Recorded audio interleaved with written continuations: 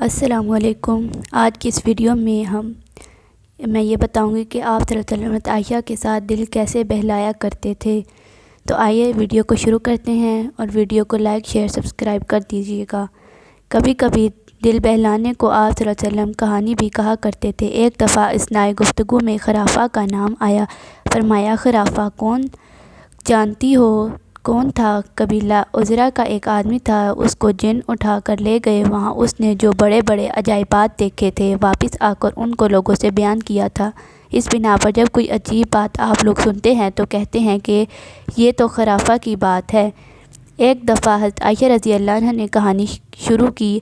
اس کہانی میں عبارت کی جو خوبی ہے اس کو بیان تو کہیں اور آئے گا، یہاں صرف نفس قصہ کا ترجمہ کیا جاتا ہے کہ عرب کا مذاق قائم رہے۔ ایک دفعہ 11 سہیلیاں ایک جگہ مل کر بیٹھی تھیں۔ باہم طے پایا کہ ہر ایک اپنے شوہر کا حال بے کم و کاست کہہ سنائے۔ پہلی بولی کہ میرا شوہر اونٹ کا وہ گوشت ہے جو کسی پہاڑ پر رکھا ہو، نہ میدان ہے کہ کوئی وہاں تک پہنچ جائے اور نہ گوشت ہی اچھا ہے کہ اس کو کوئی اٹھا لے جائے۔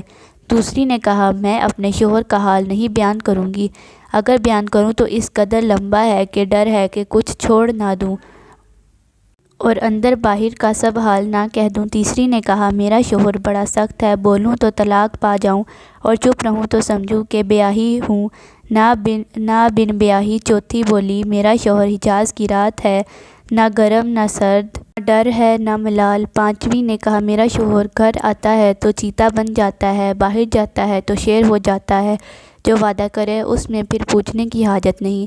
چھٹی نے کہا، میرا شوہر ساتھ کھاتا ہے نہ کیلا، سب چٹ کر جاتا ہے، پیتا ہے تو سب سڑپ جاتا ہے، لیٹتا ہے تو خود اوڑھ لیتا ہے، کبھی دریافت حال کے لیے ہاتھ اندر نہیں کرتا۔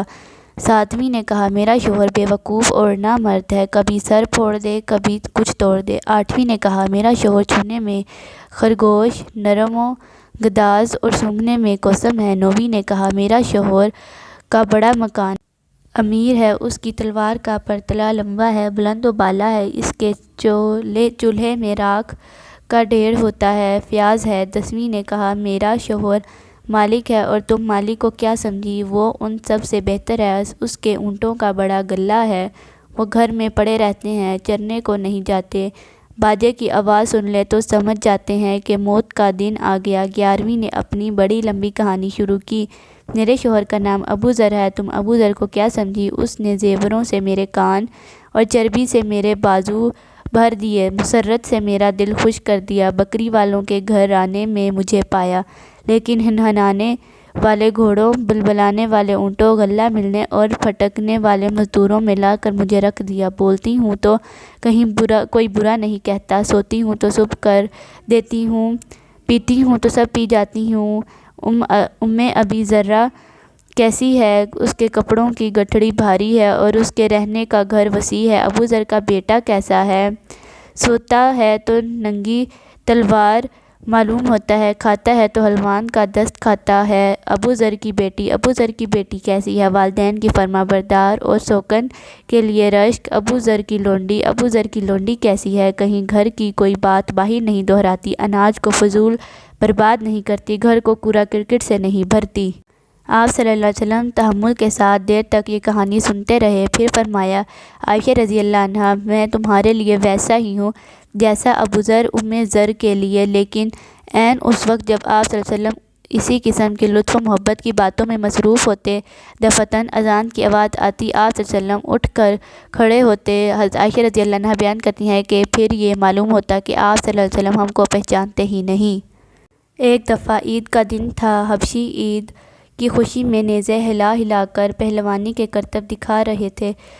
حضرت عائشہ رضی اللہ عنہا نے یہ تماشا دیکھنا چاہا، آپ صلی اللہ علیہ وسلم آگے اور وہ پیچھے کھڑی ہو گئیں، اور جب تک وہ خود تھک کر نہ ہٹ گئیں، آپ صلی اللہ علیہ وسلم برابر اوٹ کیے کھڑے رہے۔ ایک دفعہ حضرت عائشہ رضی اللہ عنہا آپ صلی اللہ علیہ وسلم سے بڑھ کر بول رہی تھیں، اتفاق سے حضرت بکر رضی اللہ عنہ آ گئے، انہوں نے یہ گستاخی دیکھی تو اس قدر برہم ہوئے کہ بیٹی کو مارنے کے لیے ہاتھ اٹھایا۔ آپ صلی اللہ علیہ وسلم فوراً آڑے آ گئے۔ جب ابو بکر رضی اللہ عنہ چلے گئے تو فرمایا، کہو میں نے تم کو کیسے بچایا۔